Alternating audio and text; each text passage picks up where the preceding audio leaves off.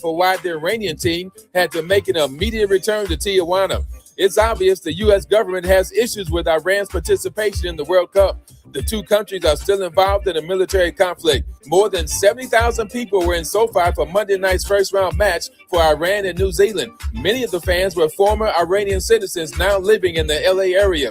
According to census data, the L.A. area is home to about 140,000 Iranians. Iran is back in SoFi on Sunday to play Belgium. They're in Seattle on June 26th to face Egypt. No debates, no speculation, just the info you need. That's your KBLA Sports Minute. I'm Ray Richardson on KBLA Talk 1580. Stand up! When the story gets twisted, who's going to tell the truth? When they cut the microphones, who's still talking? When history gets rewritten, who remembers what really happened? We do. KBLA Talk 1580. Black media isn't just important right now, it's essential. Because when mainstream outlets move on, we stay. When the headlines ignore our communities, we don't. When decisions are being made that affect Black lives in our schools, our neighborhoods, our economy, KBLA is in the room. This is more than radio. This is a lifeline, a record, a rallying cry. Black stories, Black voices, Black power. The heat is on. On the air and in the culture. KBLA Talk 1580. Stay connected. Stay informed. Stay loud. Stand up!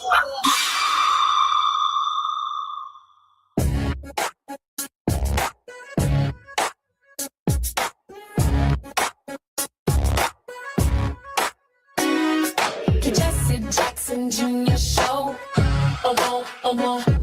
The Jesse Jackson Jr. Show.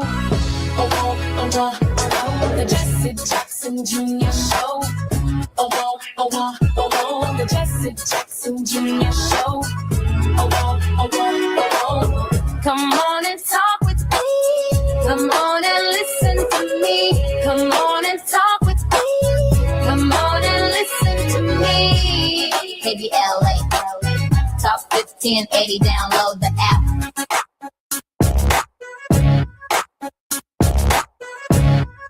I'm Jesse Jackson Jr. Welcome forward to the Jesse Jackson Jr. Show on Tenacious Tuesday. And we're going to talk about it, lighting it up with Liz King. But before we do that, KBLA Talk 1580 is turning 5, and we're celebrating with you this coming Friday at the Beehive. Join all of your favorite KBLA Talk Show 1580 hosts this Friday, June 19th, for our anniversary bash and Juneteenth celebration at the Beehive from 4 to 7 p.m. Food, drink, a DJ, dancing, games, and more. Plus LA Mayor Karen Bass, the one and only Lunel, the Grammy Award-winning artist Kenny Lattimore, and a few other surprises. The Beehive is the place to be this Juneteenth. And our community celebration is free, but you must register at kbla1580.com. And we're encouraging folks to rideshare. However you arrive, just get there. We look forward to celebrating our 5th anniversary with you this Friday at the Beehive. Tomorrow, I will be arriving in Los Angeles, California for that celebration, and I'm very much looking forward to it. The Jesse Jackson Jr. Show right here on KBLA Talk 1580. It's Moving Mountain. No, it's not. It's Tenacious Tuesday on the Jesse Jackson Jr. Show. And on Tenacious Tuesday, our most tenacious host, Liz King, who recently served as the Education Equity Senior Program Director for the Leadership Conference on Civil and Human Rights, a position she held from 2015 until 2025. In this role, Ms. King led the organization's work to ensure that all students are fully included in welcoming schools from early childhood through post-secondary education that prepare them for college, careers, life, and the full exercise of their social, political, economic, and constitutional rights. Throughout her tenure at the conference, King coordinated coalition's work to advance equal opportunity in education and represented the civil and human rights community's positions and perspectives on education policy and topics in the media, in testimony before the U.S. Department of Education, and during the course of legislative negotiations. Liz, welcome forward to the Jesse Jackson Jr. Show. Thanks, Congressman. Always very good to be here. Liz, I am so grateful that you are here. There's so much going on at the Education Department. Liz, what's happening? Yeah, well, I mean, so much going on. And I think the big through line here is that they're doing everything they can to keep people from getting an education. And the most recent move is a decision that was actually announced not even 2 hours ago, that the Department of Education would be moving its Office for Civil Rights into the Department of Justice and moving the Office of Special Education and Rehabilitative Services, what we call OSERS, moving that into the Department of Health and Human Services. And so it is just the latest move to deny students access to the support services and protections that they're entitled to under the law. And we're just seeing, once again, the Trump administration's agenda of exclusion and discrimination run amok. You know, I see something else occurring there as well. Remember now, the Department of Education has its founding, I believe, in 1979 at the conclusion of the Carter administration. And it is the Department of Education that is responsible for coordinating civil rights and human rights and standards across the 50 states, across the 3,500 counties that make up America, across the more than 20,000 municipalities, to move the standards higher for all Americans, to ensure equal protection under the law, equal justice, equal access for handicapped students, for how students are treated, for course requirements, for the quality and education of teachers. All of that work requires civil rights and human rights enforcement. But now you're taking the gut of the Education Department, you're moving it to the Department of Justice, which is usually criminal enforcement. And what we've seen from this Department of Justice is a willingness to turn civil rights statutes and legislation on its head, therefore criminalizing those who want equal justice within the states into a minority or increasing minority point of view. That is the civil rights of the Education Department, now in the Department of Justice, weaponized against what? White students, or weaponized for them against minority students who relied upon civil rights in the Department of Justice to change the civil code. Am I wrong upon this reflection, Liz? No, you're absolutely right here. I mean, what they throw this boogie word around of DEI. They talk about DEI this and DEI that, and then they get asked and they can't define it, and then they change it and they define it again. They're just trying to set up an operation where, you know, anytime a black man or a white man rather does not get into college, he can call and file a complaint. While meanwhile, you have Black third graders and Latino third graders and fifth graders with disabilities and girls of all racial backgrounds being denied an education. And instead of getting the redress they're owed, they're being told to wait. They're being told that there's no time for them. They're being told there will be no support. And this is just inexcusable. We cannot let this stand. And instead of going to the Department of Education seeking a remedy, we're now asking them to go to the Department of Justice with a lawyer where everything you say can and will be held against you in a court of law for bringing it to their attention, because you can't waste the time of law enforcement officials at the DOJ. Really troubling. I'm Jesse Jackson Jr. It's Tenacious Tuesday on the Jesse Jackson Jr. Show. More with Liz King when we come forward right here on the 5th anniversary of KBLA Talk 1580. It's afternoon drive time with Jesse Jackson Jr. Only on KBLA Talk 1580. Don't be anxious or confused about AI. Take control of your career when you get the skills to tackle real business problems and design specialized solutions. HR Dive reported that entry-level talent with applied AI credentials can receive up to a 25% salary boost. But where do you find training that you can trust? Future-proof your career and deliver more value with Humans Lead the Way AI. Their hybrid learning courses use practical definitions, real-world examples, and strategic insights to help you and your team understand AI with confidence. No magic, no hacks, no shortcuts. Just practical knowledge that helps you use AI more successfully. Don't wait. AI can never replace people who know how to use it well. Register for courses today at humansleadtheway.com. That's humansleadtheway.com. Let's celebrate. Y'all did it. Loving each other, needing each other. Hey, Los Angeles. KBLA Talk 1580 is turning 5, and we're celebrating in a big way. Oh my God. Join us Friday, June 19th, Juneteenth, 4 to 7 p.m. at the Beehive for our 5th anniversary bash and Juneteenth celebration. Oh, celebrate. We're talking surprise celebrity guests, a special presentation, and a major announcement you will not want to miss. I can't wait to hear it. Plus, live music, dancing, games, and enough food and drink to keep the party going. Yeah, that's what I'm talking about. Of course, you're welcome to bring your own picnic basket, blanket, and lawn chair. And the best part, it's completely free. But here's the thing. You've got to sign up in advance. Space is limited, so don't wait. Head to KBLA1580.com right now and lock in your spot. Friday, June 19th, The Beehive, KBLA Talk 1580. 5 years strong, and we're just getting started. Happy anniversary, KBLA! Yeah, man. If you have unfiled taxes or are in debt to the IRS, this is important news. Did you know the IRS has programs specifically designed to help people struggling with tax debt? Powerful tax assistance programs that can save you thousands if you qualify. No one knows these programs better than the experts at Optima Tax Relief, America's most trusted tax resolution firm. A-rated by the Better Business Bureau, their award-winning tax attorneys and licensed professionals have resolved over $3 billion of tax debt for their clients. One call to Optima can start the process, helping to put an end to your worries about wage garnishment, asset seizure, and other aggressive IRS actions. Find the best options to solve your tax problems. Call the experts at Optima Tax Relief today for a free consultation. Call 800-919-9077. 800-919-9077. 800-919-9077. Optima Tax Relief.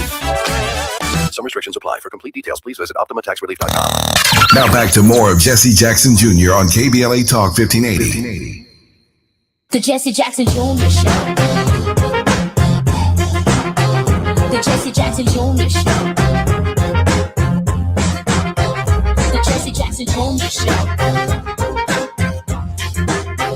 The Jesse Jackson Jr. Show. King Quality drops the beat. Come on and talk with me. Come on and listen to me. Come on and talk with me. Come on and listen to me. KBLA Talk 1580. Download the app. Prior to joining the leadership conference, Ms. King served as a senior policy associate for the education at the Children's Defense Fund, where she focused on school discipline, reform, and school funding equity. Liz, welcome forward to the Jesse Jackson Jr. Show. Thank you so much, Congressman. Always good to be here. Hey, Liz, let me bring the 800-pound gorilla into the room. This coming Friday, we are celebrating, for some who don't understand the history, and commemorating for others Juneteenth. This is the commemoration, I guess that should tell all of our listeners where I am on the question, of when the Texans ignored the Emancipation Proclamation and ignored the 13th Amendment to the Constitution, refused to share with fellow Texans who were approaching their citizenship rights with the 14th Amendment that they were free from slavery, and got a number of years of free labor even after the slaves were freed.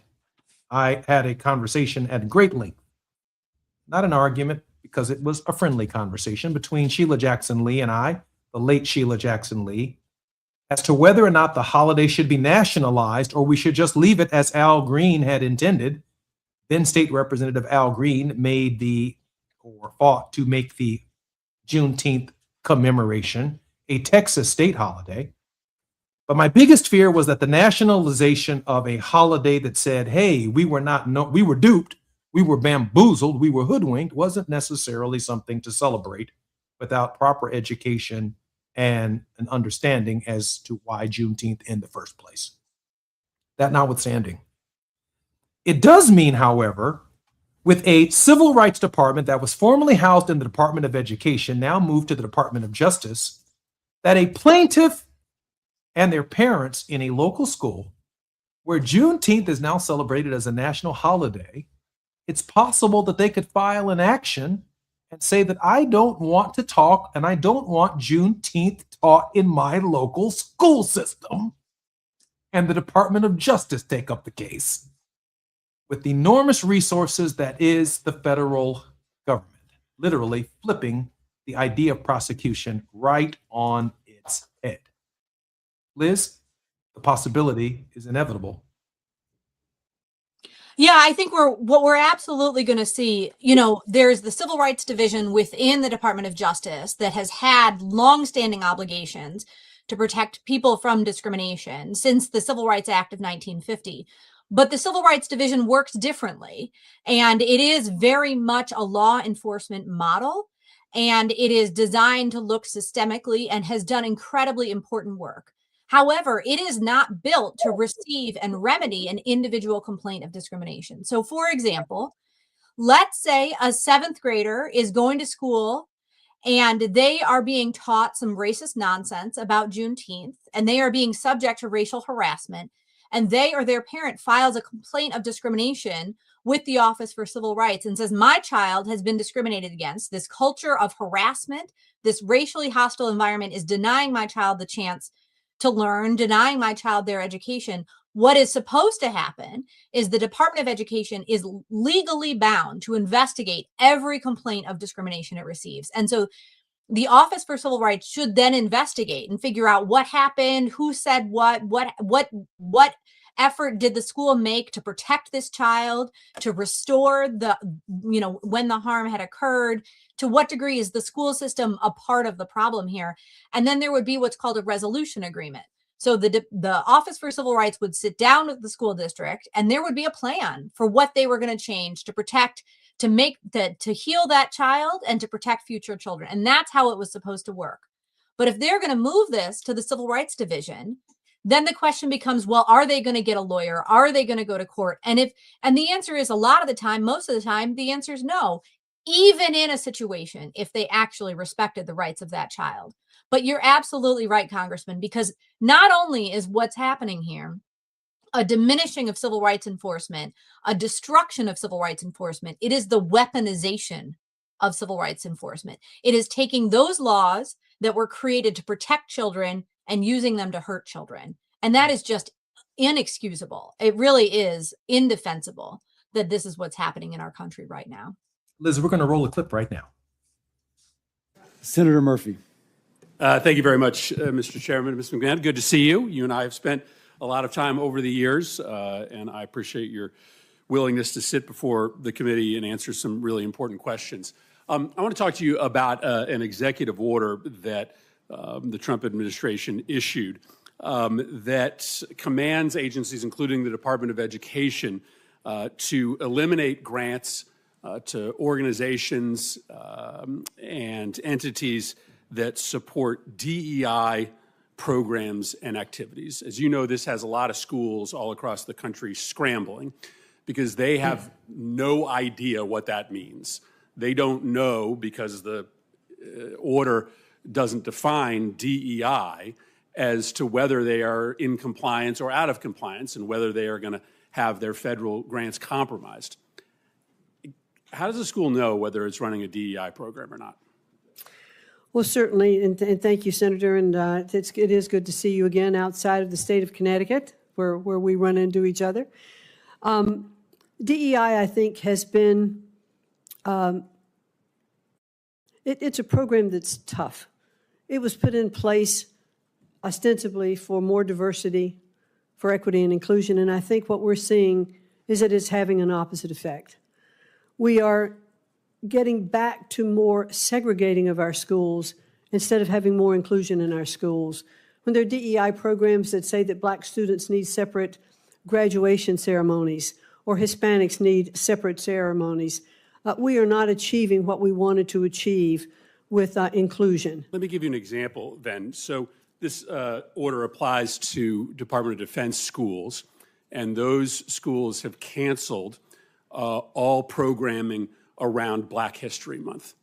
So if a school in Connecticut celebrates Martin Luther King Day and has a series of events and programming teaching about Black history, are they in violation of a policy that says schools should stop running DEI programs? Not in my view. That is clearly not the case. The celebration of Martin Luther King Day and Black History Month should be celebrated throughout all of our schools. I believe that Martin Luther King was one of the strongest proponents of making sure that we look at all of our populations when he said that, he would hope that his children wouldn't be judged by the color of their skin, but the content of their character. And I think that is the fundamental basis that we should celebrate Black History Month. West Point has closed down all ethnic clubs, so the Society of Black Engineers no longer can meet because they believe that to be in compliance with this order, they cannot have groups structured around ethnic or racial affiliations. Would schools, would public schools be in violation of this order? Would they risk funding if they had clubs that students could belong to based on their racial or ethnic identity? Well, I certainly today don't want to address, hypothetical situations. I would like, once I'm confirmed, to get in and assess these programs, look at what has been covered. Is that a pretty easy one? I mean, you're saying that it's a possibility that if a school has a club for Vietnamese American students or Black students where they meet after school. That was Senator Chris Murphy during the confirmation hearing of Linda McMahon during the Senate confirmation for her to be Secretary of Education. I got to be candid with you, Liz. I'm even more confused after hearing the testimony of the Secretary of Education than I was before. However, this order closing the Civil Rights Department at the Education Department and moving into the Department of Justice, from my perspective, couldn't make it more clearer what they're targeting. Liz? No, absolutely. I mean, what we see is somebody who is obviously unqualified to serve in the role of Secretary of Education. They are trying to prohibit things they can't even tell you what they're trying to prohibit. We're seeing this time and time again, and they keep losing in court, actually, because what happens is there's a constitutional provision, there's a requirement that says people have to know what the law is so that they can understand whether they are in compliance or violating the law. They call this vagueness, right? That if the law is too vague, then it is unconstitutional. And they keep losing in court over this. But what we see here is that that's not the point. The point is not what does the law actually allow or require or prohibit. What they are trying to do is make us invisible. They are trying to make Black people invisible. They are trying to make white women invisible. They are trying to make disabled people invisible. They are trying to take away our history. They're trying to take away our stories. They're trying to take away who we are. They're trying to tell us we don't belong. You know, as we're thinking about the 4th of July coming up and this big conversation, we think about Juneteenth coming up and this big conversation, who belongs here? And she's making clear who she does and does not think belong. And it really is just a relentless declaration from this Department of Education over and over and over again that they choose ignorance over education, they choose exclusion over participation, and they choose discrimination over equal opportunity. And it's time for this to end. Liz, you know, I mean, she was clear that she supported, at least during her confirmation hearing, Martin Luther King Jr. and I assume his federal holiday, since it is the law, and so is Black History Month. But so is Pride Week, and so is Women's History Month. And the question I have is, if a student feels that Pride Week or Pride discussion is a problem, or their parents feel that it is a problem, they now, under this present maneuver, get to go not to the Department of Education for a remedy, but go to the Department of Justice for a remedy, which could very well challenge Pride Week, Black History Month, Juneteenth, other federal holidays that were designated by the Congress and therefore the American people to give consideration to a diversity of thought, a diversity of culture, a diversity of historical understanding in public schools and schools throughout the nation. I might also add that I heard a story just yesterday where even in military bases, this administration is honoring and elevating Confederate generals and Confederate ideology in ways that even the Union itself and Union soldiers and the ideology of building a more perfect Union are in fact being downgraded. That seems to be part of the same movement that quote unquote, their culture, our culture, needs to be their culture, accepted as our culture, as the predominant culture, with every other point of view in this country being reduced to either nothing or certainly a new kind of minority point of view. Yeah, absolutely. I mean, going back to what you were saying with respect to Juneteenth, I think the story of Juneteenth is information being withheld from people in order to oppress them, in order to subjugate them, right? I mean, people had these rights that were being denied to them because they were being denied the information about these rights that existed. And they know this playbook. So they're borrowing that same playbook from a pre-Juneteenth Texas and applying it here. They're denying information about the rights that you have. They're denying information about the opportunities that you have. They're denying the education that everybody here deserves. And I think we can see a through line here about how ignorance enables authoritarianism, about how ignorance is a tool of oppression and domination. And by then the flip is true, right? And that education is liberation, education is freedom. And we know this. We know this from Septima Clark. We know this from Sojourner Truth. You know, I've been thinking about these horrible things they were saying about Michelle Obama and the way in which they are attacking Black women in particular. And we know that the way in which Black women have been showing up and demanding an education because they knew that it was an education that led to liberation. And that is why they're trying to destroy the Department of Education, because the path to authoritarianism requires ignorance.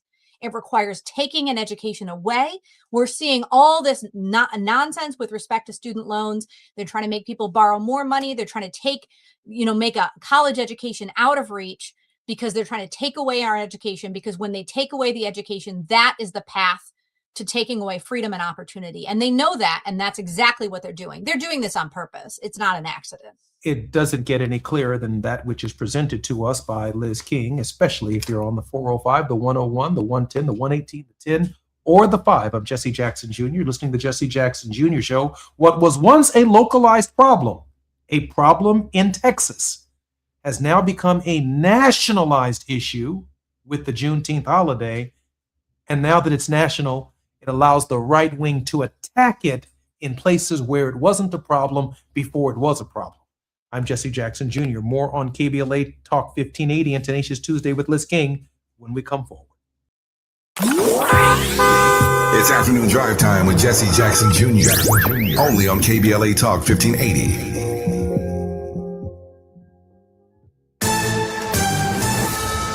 I'm Amber Payton with BIN News Now. Chicago leaders are celebrating a new mixed-use redevelopment project on the South Side. More importantly, it will be a community-centered business hub that is featuring Black-owned retail businesses, restaurants. That's Black Mayor Brandon Johnson, who helped break ground on the re-up at 59th and Racine, a more than $6 million project that will turn a vacant building into the new headquarters for the Resident Association of Greater Inglewood. Jury selection is underway in the federal death penalty trial of Peyton Gendron, the man charged in the 2022 racially motivated mass shooting at a Buffalo, New York supermarket. Gendron is already serving life without parole after pleading guilty to killing 10 Black people at Tops. And Sean Diddy Combs' release date from federal custody has been moved up again. The Bureau of Prisons now lists his release from Federal Correctional Institution Fort Dix as February 23, 2028. Get BIN News Now on demand 24/7 on the iHeartRadio app. Wild Rivers is now open daily with over 25 slides and attractions for thrill seekers and lazy river chillers. Visit wildrivers.com for great values on season passes and daily tickets. That's wildrivers.com. Wild Rivers, where there's sun and fun for everyone. This is the KBLA Sports Minute with Ray Richardson. When Serena Williams announced her comeback 2 weeks ago to play doubles at the HSBC Championships in London, a lot of folks were hoping that she would eventually reunite with her sister Venus. Well, it's going to happen. Venus and Serena have accepted wildcard invitations to play doubles together at this year's Wimbledon. The Compton sisters are teaming up for the first time since the U.S. Open in 2022. Venus is 46, Serena is 44. They won 14 Grand Slam doubles titles together, 6 of them at Wimbledon. Venus and Serena have had a lot of success at the All England Club in London. Serena has 7 singles titles at Wimbledon, Venus 5. Venus and Serena have a combined 18 championships at Wimbledon. Ticket sales in London are expected to jump with the news of the Williams sisters making their return. First day of competition at Wimbledon is June 29th. No debates, no speculation, just the info you need. That's your KBLA Sports Minute. I'm Ray Richardson. More news, opinions, and conversation when we come forward on KBLA Talk 1580. This isn't a talk show. It's a town hall with no walls. This is KBLA Talk 1580. In a world full of noise, one station keeps it real. KBLA Talk 1580, where the conversation goes deeper, the voices sound like yours, and the issues that matter most to our community take center stage. Progressive, powerful, unapologetically us.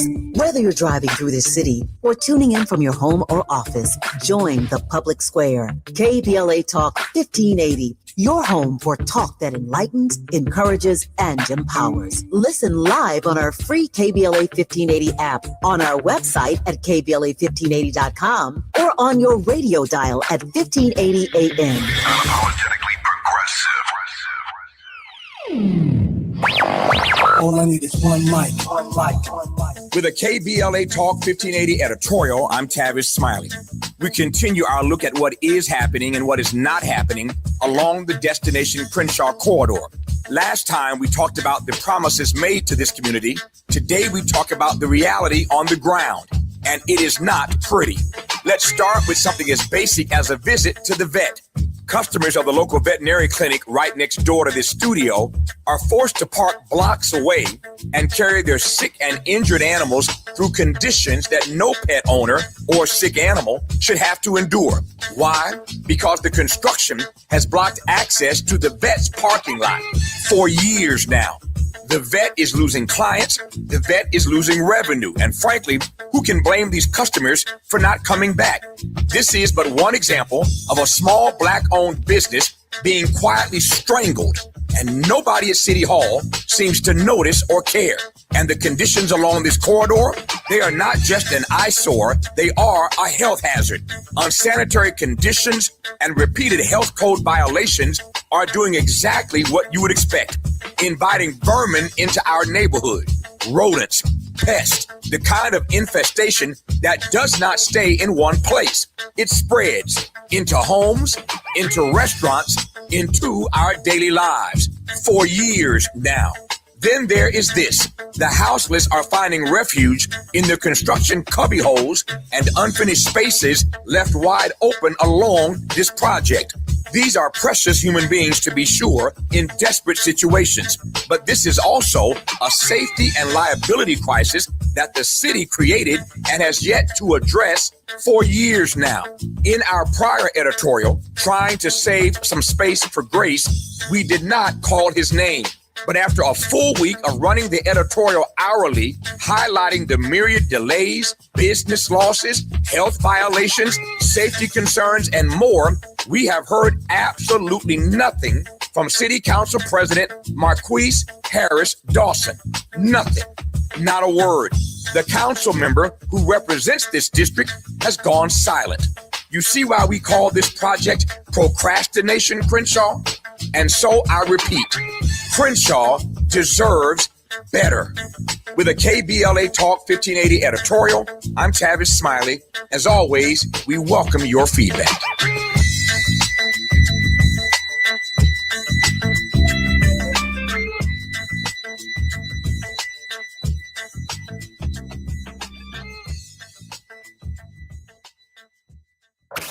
You're listening to Jesse Jackson Jr. on KBLA Talk 1580. The Jesse Jackson Jr. Show. The Jesse Jackson Jr. Show. The Jesse Jackson Jr. Show. The Jesse Jackson Jr. Show. King Quality drops the beat. Come on and talk with me. Come on and listen to me. Come on and talk with me. Come on and listen to me. KBLA Talk 1580. Download the app. I'm Jesse Jackson Jr., listening to the Jesse Jackson Jr. Show on KBLA Talk 1580. We are turning 5 years old on this coming Friday. We're celebrating it with you. Join all of your favorite KBLA Talk 1580 hosts this Friday, June 19th, for our anniversary bash and Juneteenth celebration at the Beehive from 4 to 7 p.m.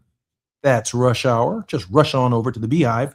Food, drink, a DJ, dancing, games, more, and plus, Mayor Karen Bass is going to be joining us, the one and only Luenell, the Grammy Award-winning artist Kenny Lattimore, and a few other surprises. The Beehive is the place to be this Juneteenth, and our community celebration is free, but you must register at KBLA1580.com.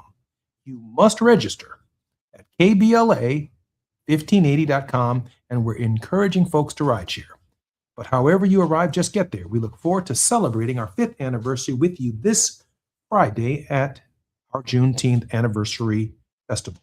In this hour, Liz King is our very special contributing guest. Liz, welcome forward to the Jesse Jackson Jr. Show. Thank you, Congressman. Always love the conversation. Liz, I was thinking about the Leandro decision during the break, the decision that had been decided some 30 plus years ago in the state of North Carolina. And within the last 3 months, Leandro was thrown out by a conservative court. It was a decision where a white plaintiff's family moved from an urban area where they were enjoying a high quality education. They moved to a rural community or a Black community, sent their child to public school only to realize that the facilities and the instruction was inferior to where they had sent their child previously. They brought a lawsuit, and the court, at the trial court level, at the appellate level, all the way up to the state Supreme Court, ruled that the schools in the state of North Carolina were unequal, and that the state legislature must appropriate and spend billions of dollars to make them of equal high quality. Of course, over successive administrations, the U.S. government, Department of Justice, offered remedies, and the Department of Education to support the decision of Leandro until a most recent Supreme Court in North Carolina in the last 3 weeks, after 30 years of waiting for the legislature to act, threw the decision out and essentially declared it moot without spending a single cent. I can only imagine that millions of dollars of lawsuits and hundreds of cases are on their way to courts around the country using this kind of reverse logic of discrimination, a kind of anti-historical perspective, a kind of post-Brown versus the Board of Education reality is creeping back into our systems on a scale that we have not seen. Liz, is there anything that we can do about it? I know we got to vote in the midterms, and I don't hear much about Democrats arguing for equal high quality education right now. We're trying to stop Trump. We're trying to deny Trump a majority in the Congress, but congressmen just don't vote on presidential behavior. They vote on issues like the ones that are before us right now, for which you have dedicated your life to remedying. Liz King? Absolutely, Congressman. I mean, we vote. All of us are going to say that every day. Voting is just so important. But I think what you have talked about is even more important in some way, which is, what are we voting for? What is this all actually about? I mean, obviously, this man needs to be stopped and has no business being president. And obviously, he is doing terrible things in Washington, D.C., around the country and around the world. And obviously, this man has no business having any power or authority over anybody else's life. And obviously, all of that is true. And what is our plan moving forward? Because our country was not doing a good enough job before this man got into office. And it really is about time. I mean, I know when you were in Congress, this was a huge priority of yours. What is the future of education going to look like? What is the future of education in the United States? And I think, your invocation here of the Juneteenth Day of Remembrance and sort of this forthcoming 4th of July, we are in a period of thinking about who we are as Americans and who we will be. And education has always been a part of that story, has always been a part of the question. And you talked about that North Carolina litigation, and there was litigation in Pennsylvania. In Ohio, there was a lawsuit, and Congressman Shaka Fattah talks about this all the time. There was a lawsuit where the Supreme Court for the state of Ohio found that the education system in the state of Ohio was unequal and found there was nothing they could do about it. And so it really is up to state legislatures and the Congress to finally have a plan to move us towards equal educational opportunity. There were these big economic analyses, and, the Federal Reserve and all of these banks did all this research, and they found how much it costs our gross domestic product in the way that we provide an unequal education, because we deny some children the opportunity to learn how to read and how to do math alongside their peers. Because we deny them that chance to learn, then they are not in a position to contribute to our economy in the way that they are capable of. And so it really is just a question of, when will these policymakers get together and meaningfully commit to provide for the education system that all of our children deserve? The goal is to turn people into tax revenue generators so they can pay taxes, and not tax consumers where they find themselves on welfare and needing various forms of public subsidy. But it presupposes that they get the highest form of education possible, that they can be competitive in any given economy, including economies that are quickly changing, leaving potentially millions of people without work or under capable of providing the kind of work necessary in the current growing economy, which right now happens to be largely fueled by artificial intelligence. So if you're listening to my voice and your child is in a public school or even a private school anywhere in this nation, artificial intelligence and an understanding of it is not being offered as course selection. I'm talking about your children who are being systematically miseducated or undereducated or ill-prepared to participate in the right now economy, the right nowness of it all. Liz, can you share with us the urgency of the hour? Absolutely. We are entering a threshold question of whether the people will use AI or AI will use the people. And our education system needs to be in a position to offer children the opportunity to understand this technology and to use this technology so that they are not used by it. One of the things I am most concerned about is moving into a scenario in which children in poverty are taught by robots and wealthy children are taught by human teachers. And we're seeing over and over again these initiatives that look to undermine teaching, undermine the critical work of educators, and outsource that to an app, outsource that to a technology. And we need to find ways to use this educational technology to support the brilliance of our children, to support the growth and development of our children, and not enable our children to be exploited by this technology and not undermine the very human act of teaching. And so there's a lot going on here. We're going to need families to really speak out and ensure that their children are the users of technology, the understanders of technology, and not just the product of technology.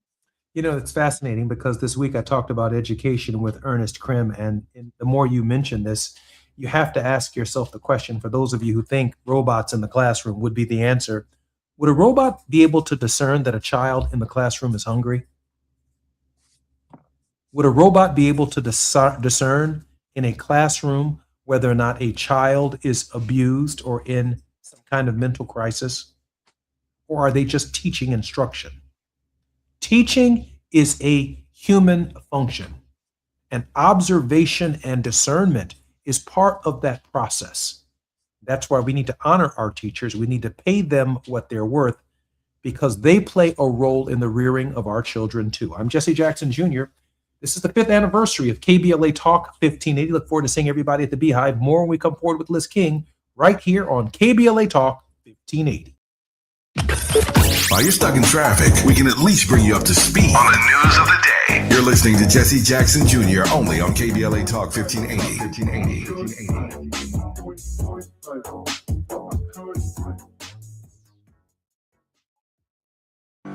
Gas prices got you down. LADWP customers get a rebate of up to $4,000 when you buy a used electric or plug-in hybrid vehicle. Installing an EV charger at your home? Get a rebate for that too, up to $1,500. Visit ladwp.com/EV today and start saving. That's ladwp.com/EV. If you're an African American mom who is pregnant or have a baby under 6 months old, you deserve care that lifts, listens, and lasts. Black Infant Health is for you. It's a free program with individual support, group sessions, and resources to start your mothering journey. BIH makes space for moms and their families to create community. Learn more about the programs in Los Angeles County. Check us out at blackinfanthealth.org. KBLA Talk 1580. We've got a lot to talk about. KBLA Talk 1580, connecting you with services and solutions. Created with a share of the 1984 Olympic Games surplus, LA 84 began operations in 1985 as a grant-making and educational foundation. Today, the LA 84 Foundation supports hundreds of nonprofit youth sports organizations throughout Southern California annually, trains coaches, commissions research, convenes conferences, and maintains the world's premier Olympic and sports library collection. They are transforming lives and communities through the power of youth sports. To find out about youth sports programs for yourself or your child, and to get information about the grants and support they offer to schools and nonprofits, or if you want to make a donation, please visit la84.org. That's la84.org. Or you can call them at 323-730-4600. This is a community call to action from KBLA Talk 1580. Lena Bloom for the Bail Project. Imagine you're stuck in a jail cell and you can't afford bail and someone offers you a way out. Just plead guilty and you can go home and kiss your kids goodnight. What do? What thousands have. You plead guilty whether you are or not. Cash bail makes poverty a crime. That's why the Bail Project helps those who can't afford it while fighting to end cash bail, because freedom should be free. Brought to you by the Ad Council. Indeed presents hires you can't afford to get wrong, like nuclear reactor safety expert. I disabled the backup cooling system. It was making such an annoying noise. You heard it, right? It was like, we're on a countdown to core failure. And you're saying we don't want that? This is a job for sponsored jobs. This is what happens when you don't sponsor your job on Indeed. Next time, get matched with quality candidates with Indeed sponsored jobs. Visit Indeed.com/hire now and sponsor your job today. Now back to more of Jesse Jackson Jr. on KBLA Talk 1580. The Jesse Jackson Jr. Show. The Jesse Jackson Jr. Show. The Jesse Jackson Jr. Show. The Jesse Jackson Jr. Show. King Quality drops the beat. Come on and talk with me. Come on and listen to the me. Come on and talk with me. Come on and listen to the me. KBLA Talk 1580. Download the app. I'm Jesse Jackson Jr. Welcome forward to the Jesse Jackson Jr. Show on KBLA Talk 1580. Our very special regular contributor on this show in this hour on Tenacious Tuesdays is Liz King. Liz, welcome forward to the show. Thanks, Congressman. It's always good to be here. Hey, Liz, let's talk about a national standard for a second, because we are actually arguing the very nature of the separate and unequal system. All 50 states have a different standard.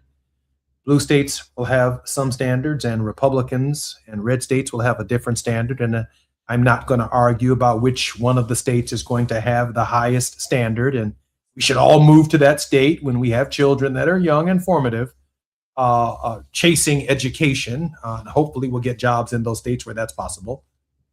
But we live in a nation that's been able to build a highway system from one end of California to the other, from one end of the state of Illinois to another, from the state of Maine all the way to Los Angeles, California, and Los Angeles, California, all the way to Fort Lauderdale, Florida, the same essential highway system. But when it comes to an education of equal high quality, in the more than 90,000, I believe it is at my last count, schools in the nation, we have not been able to determine or make the most sense out of the idea that no class size should be larger than 15 students. That every school and every classroom deserves a teacher with a college degree paid for by the government, form of public service, or master's degree or PhD, or a certificate that is of equal value, to provide every single one of our children, which would essentially be the largest jobs program in the history of the United States, the same equal high quality education as a national standard. Now, we can argue the states' rights system one state at a time, from North Carolina to California to Mississippi, or we can, as a nation, be determined on the 250th anniversary to build an education system consistent with the ability to build an airport and land a plane anywhere in the United States with the reasonable assurance that you'll be able to take off and land at another airport at some far distant American destination. It seems to me that we should be articulating the highest possible standard, that if I live in a trailer park community, a ghetto, a barrio, a middle-class community, or I live in Beverly Hills, California, or in a high-rise in Manhattan, New York, that education ought to be of equal high quality. I ought to have the constitutional right to ask for it, to demand it for my child at the local level, at whatever level of education they're in, because what we're ultimately talking about is the rest of their natural, productive lives. Liz, are we on the road to one high standard? Well, Congressman, I think the question of what road we're on is an open question right now. To go back to that clip, we are in a situation in which we have someone calling themselves the Secretary of Education who's creating ridiculous standards that they can't even define, and saying that diversity, equity, and inclusion, core foundational American values, are somehow against the law. And so where we're headed, I think, is not clear. But where we need to go is absolutely what you're talking about.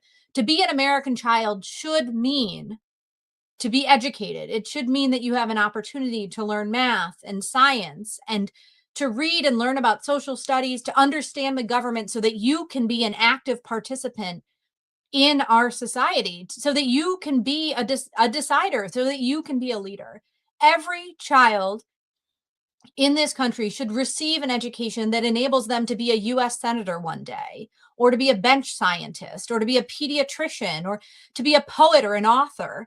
What we need is an education system that enables all of our children to bring their diverse talents and knowledge and skills to bear on the problems of the moment. I mean, we're looking at a climate crisis that is only growing worse by the year. And I can say with absolute certainty that there is a child in Los Angeles or Chicago or Philadelphia who knows the answer, who could tell us where to go, who could tell us what the energy future is, but they can't, because we have denied them the basic math and science they need to bring to bear the brilliance that they have about the problems of today. And I think you're absolutely right. What we need is a universal national standard that says every child deserves an education that enables them to go to college, to pursue a career, and to exercise their full social, political, and economic rights.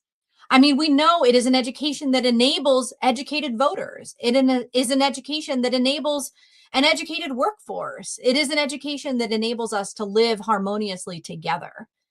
And I think what we are living in right now is a moment in which there is a concerted effort to deny that education, to undermine that education, and to discriminate in the provision of that education, because that serves the agenda of this moment. That serves the agenda of this president.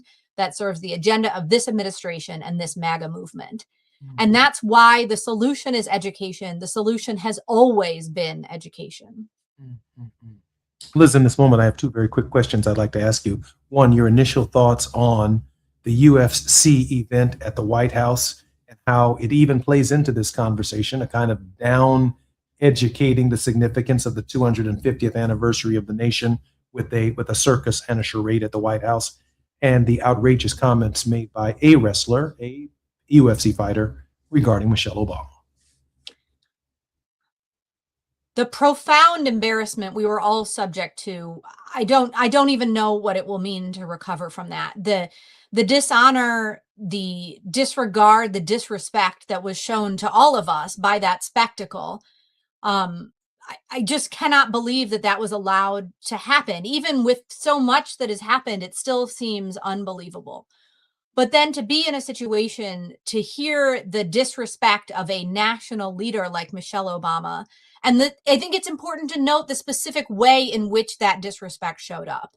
And it is about this representation of masculinity and this representation of whiteness. This is a choice. There are ways to be a white person in the world that does not require you to be racist. There are ways to be a man in the world that does not require you to hurt and to dominate and to be sexist. And I think it is just, we are owed an apology. As the American public, we are owed an apology by that inexcusable disrespect of that performance, and specifically those comments, those remarks that were made. And it is a reminder that there are people in power right now who have no respect or concern for any of the rest of us, have no respect or concern for the best of our country, for the traditions of our country that have served us well, that have no respect or concern for any of us. And it is indefensible. It is indefensible. Liz, I am grateful for your contribution to the Jesse Jackson Jr. Show and the sobering thoughts that you share with us. We simply can't make it without you every week or every other week in this capacity. Liz, just a few minutes left, or maybe a minute and a half left. Your word of hope. Some days it is really hard to have hope, but I think what we can remember is the power and persistence of those who have pursued an education despite all of the obstacles. I had the chance to do career day at my daughter's school, and we talked about Ruby Bridges, the grown-up. And we know the story of Ruby Bridges, the grown-up. And I've been thinking a lot about Ruby Bridges, who has spent her whole life opening doors for other children, making sure that every child had a chance to pursue an education. And I think that's what I'm going to carry with me, is the power of Ruby Bridges, the child, the power of Ruby Bridges, the grown-up, and what we all have to learn, and the way that all of us can move forward in a country in which all children are educated, in which the best and brightest of each one of us, all of our gifts and talents are brought to bear. And I am optimistic that we will get there together. It is the 5th anniversary of KBLA. We're on Tenacious Tuesdays with Jesse Jackson Jr. and Liz King. In the next hour, our very special and regular contributor, Barbara Arnwine, will be with us. We'll be on the grind with Barbara Arnwine, but we can't thank Liz King enough for her weekly and bi-weekly contribution to the Jesse Jackson Jr. Show. A lot going on at the Department of Education. There's a lot our parents should be concerned about for our children in this very delicate hour of the 250th anniversary of the Declaration of Independence, and the idea, the philosophical idea, the premise that all men, yes, all men and women are created equal. Well, there's a lot to be desired in that ambition. We've got a lot of work to do. I'm Jesse Jackson Jr. More on KBLA Talk 1580 with Barbara Arnwine when we come forward. KBLA 1580 Santa Monica. I'm Amber Payton with BIN News Now. Chicago leaders are celebrating a new mixed-use redevelopment project on the South Side. More importantly, it will be a community-centered business hub that is featuring Black-owned retail businesses, restaurants. That's Black Mayor Brandon Johnson, who helped break ground on the re-up at 59th and Racine, a more than $6 million project that will turn a vacant building into the new headquarters for the Resident Association of Greater Inglewood. Jury selection is underway in the federal death penalty trial of Peyton Gendron, the man charged in the 2022 racially motivated mass shooting at a Buffalo, New York supermarket. Gendron is already serving life without parole after pleading guilty to killing 10 Black people at Tops. And Sean Diddy Combs' release date from federal custody has been moved up again. The Bureau of Prisons now lists his release from Federal Correctional Institution Fort Dix as February 23, 2028. Get BIN News Now on demand 24/7 on the iHeartRadio app.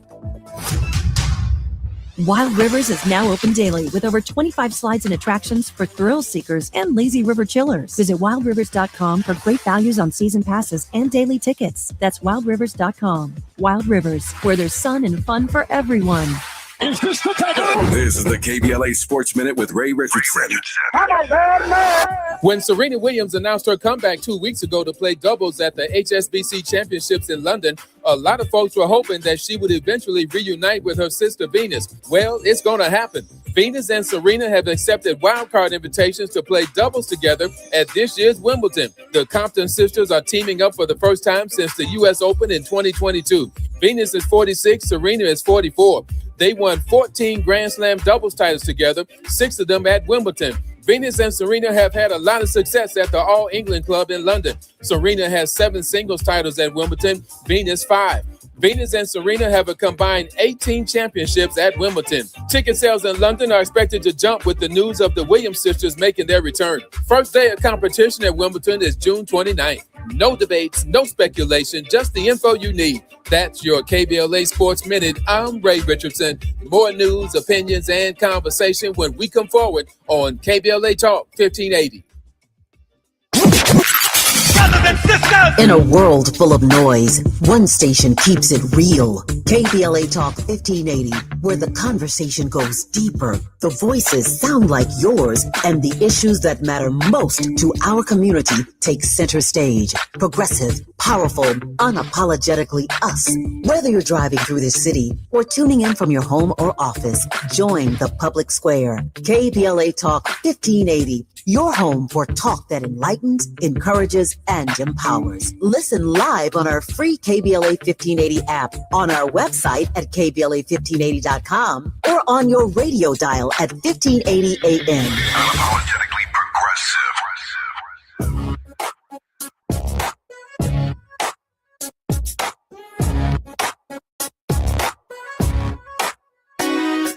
Jesse Jackson Jr. Show. The Jesse Jackson Jr. Show. The Jesse Jackson Jr. Show.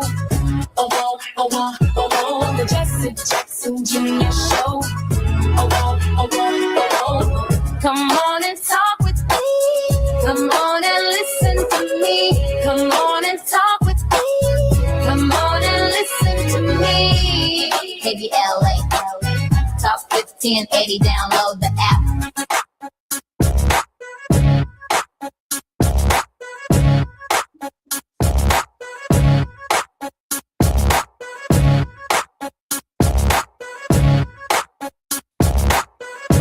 I'm Jesse Jackson Jr. Welcome forward to the Jesse Jackson Jr. Show. It's Tenacious Tuesday, and we are on the grind with Barbara Arnwine, arriving tomorrow in Los Angeles, California.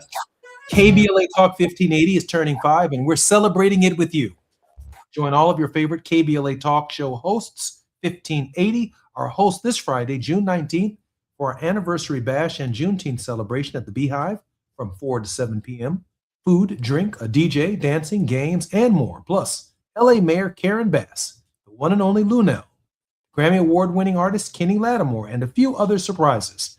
The Beehive is the place to be this Juneteenth, and our community celebration is free, but you must register at KBLA1580.com, and we're encouraging folks to ride share. However you arrive, just get there. We look forward to celebrating our 5th anniversary with you this Friday at the Beehive. I'm Jesse Jackson Jr., and our very special guest and a regular contributor on the Jesse Jackson Jr. Show, who keeps our nose, ears, and eyes to the ground and in the streets, is none other than attorney Barbara Arnwine, the president and founder of the Transformative Justice Coalition, and is internationally renowned for contributions on critical justice issues, including the passage of many pieces of landmark legislation in the Congress of the United States that have national and broad implications. I want to talk about Barbara and the list of things that she wants all of us to do. At some point in time in the program, we're obviously going to talk about how we can be the wind beneath her wings and keep her moving. But Barbara, I got to at the outset of the program, and this is only the first segment. As you know, I have to ask you the question. The outrageous insult of Michelle Obama at the UFC event. Wait. Woo! Did you ever hit it? Outrageous. Outrageous. You know, Black women have suffered a lot in this country. We have been subjected to so many indignities, but one of them has been taking our strength and using our strength as a crutch by calling us men. And it's just so ridiculous. I mean, think about it. 60% of all Black women who were enslaved were raped. They knew the difference between a man and a woman, okay? And they knew what they were doing when they raped Black women. They raped Black women mainly because of their own sexual depravity, but they also raped Black women to create more wealth through whatever child that she might have. It was totally depraved, the whole system of slavery. But out of that came this mythology that in order to justify putting Black women out there in the same field doing the same hard work as men, there became this mythology that Black women were also like men. I mean, totally contradictory, but there's never been anything about slavery that was not contradictory, that did not, that did not follow some kind of linear, progression of logic. But there has been that. And that was one of their justifications when people would see women out, working and carrying burdens and breaking their backs and all this instead, and not feeding their children, not being able to do other stuff that a mom should be doing because you got her out in the field. They came up with this whole mentality that she's actually a man. So there's all this bizarreness. I think that, one thing that you find in slavery that we are still shackled with is what I call mass delusional, syndrome, which is the ability of white people to look at a fact and see something else. And many of us have been victims of that delusional, racial delusion that we see. And the bad thing was not only that this idiot said this, the bad thing was that nobody rushed to rush him out. Absolutely. Come on now, they rushed people out. That's meetings. That's right. In fact, that same day they rushed an athlete out who had been pro-Palestinian. They rushed him out of the White House. Barbara, that raises for me the question of the tort. Yes, go ahead. I think the plaintiffs here are Malia and Sasha. I think that the idea that in this weirdo, this jackass's mind, yes, that Michelle Obama is not a woman, that it is tort towards her daughters as if to suggest that they are not born of woman. And the tort itself ought be litigated by Malia and Sasha, and that they ought request as part of the damages $1.8 billion, which sounds like a reasonable number that's been floated around in Washington. Right. The list of everyone who was in attendance is at the White House. You can't get in the White House, you know it as well as I do, without surrendering your ID and being on a list or buying a ticket. The crowd, Mr. Zuckerberg, the head of the UFC, and a number of other prominent celebrities were present for the tort, can all serve as either witnesses or they can identify with the tort.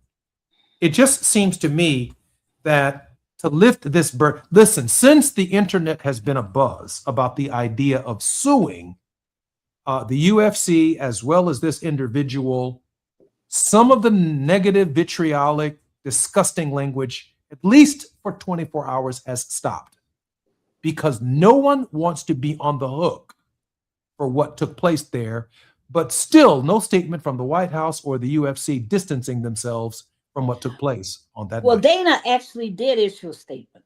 Oh, he did recently? Oh yeah, he did one at he did one. I was reading it. I was reading it, and he basically said it was disgusting and not approved, etc., etc. But hey, here's the bottom line. I do events all the time, right?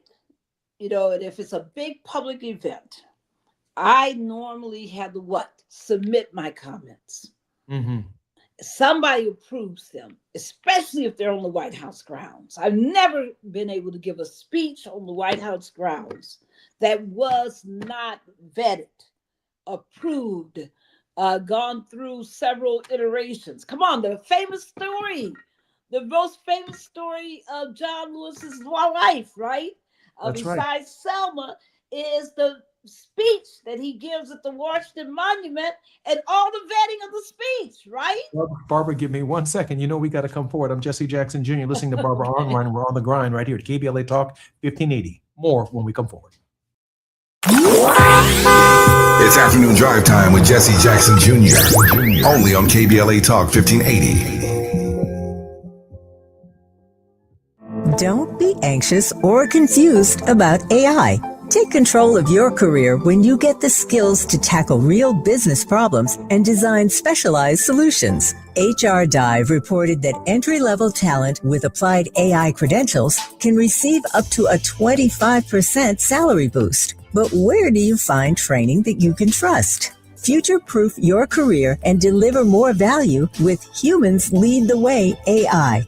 Their hybrid learning courses use practical definitions, real-world examples, and strategic insights to help you and your team understand AI with confidence. No magic, no hacks, no shortcuts. Just practical knowledge that helps you use AI more successfully. Don't wait. AI can never replace people who know how to use it well. Register for courses today at humansleadtheway.com. That's humansleadtheway.com. Let's celebrate. Y'all did it! Loving each other, needing each other. Hey, Los Angeles, KBLA Talk 1580 is turning 5, and we're celebrating in a big way. Oh my God! Join us Friday, June 19th, Juneteenth, 4 to 7 p.m. at the Beehive for our 5th anniversary bash and Juneteenth celebration. Oh, celebrate! We're talking surprise celebrity guests, a special presentation, and a major announcement you will not want to miss. I can't wait to hear it. Plus, live music, dancing, games, and enough food and drink to keep the party going. Yeah, that's what I'm talking about. Of course, you're welcome to bring your own picnic basket, blanket, and lawn chair. And the best part, it's completely free. But here's the thing. You've got to sign up in advance. Space is limited, so don't wait. Head to KBLA1580.com right now and lock in your spot.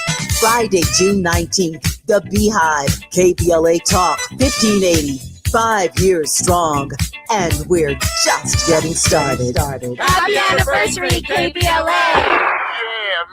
If you have unfiled taxes or are in debt to the IRS, this is important news. Did you know the IRS has programs specifically designed to help people struggling with tax debt?